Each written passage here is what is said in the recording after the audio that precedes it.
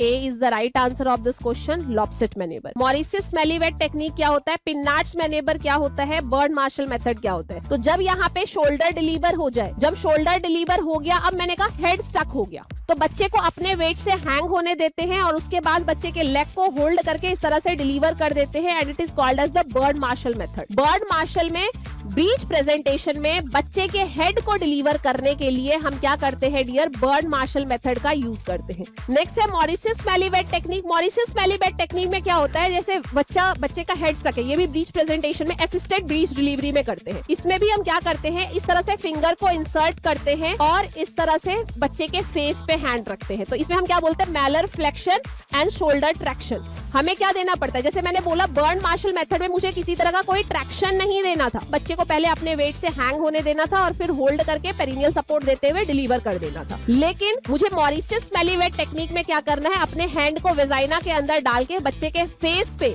इस तरह से मैलर रीजन पे क्या करना है, फ्लेक्शन करना है, Mailer flexion, and in shoulder पे क्या करना है, थोड़ा ट्रैक्शन करना है और शोल्डर पे ट्रैक्शन देते हुए फिर मुझे क्या करना है, बच्चे को डिलीवर करना है। और इस मेथड को हम मॉरिशियस मेलिवेट टेक्निक बोलते हैं, जो कि असिस्टेड ब्रीच डिलीवरी में यूज किया जाता है, यानी कि ब्रीच प्रेजेंटेशन में ही बच्चे के हेड को डिलीवर करने के लिए यूज किया जाता है। राइट, समझ में आया। तो मैंने क्या किया, फिंगर को इंसर्ट किया है inside the vagina, malar region जो बच्चे का फेस वाला रीजन है, यहाँ पे मैंने हैंड को रखा, इसको थोड़ा फ्लेक्स किया, शोल्डर को मैंने क्या किया, थोड़ा ट्रैक्शन दिया और मैंने डिलीवर कर दिया। समझ में आ गया। इसी को हम क्या बोलते हैं, मॉरिशियस मेलिवेट टेक्निक या फिर malar flexion, shoulder traction. Pinard's manoeuvre में क्या करते हैं, जब बच्चे का जैसे ब्रीच प्रेजेंटेशन में है और लेग इस तरह से ऊपर की तरफ है, ठीक है, ब्रीच प्रेजेंटेशन में है बच्चा और फ्रैंक ब्रीच में है और ये जो बच्चे का लेग है वो ऊपर की तरफ है, ठीक है, इस तरह से। अब मैं क्या करूंगी, इसके जो पॉप्लिटियल रीजन है यहाँ पे प्रेस करूंगी और इस तरह से लेग को डिलीवर कर दूंगी। पॉप्लिटियल रीजन पे प्रेस करूंगी और इस तरह से लेग को डिलीवर कर दूंगी। तो इसे हम क्या बोलते हैं, ब्रीच प्रेजेंटेशन में बटक्स को डिलीवर करने के लिए मैं क्या कर रही हूँ, पिन्नार्ड्स मैनेवर का यूज कर रही हूँ उसके लेग को डिलीवर करने के लिए। जब कौन सा ब्रीच हो,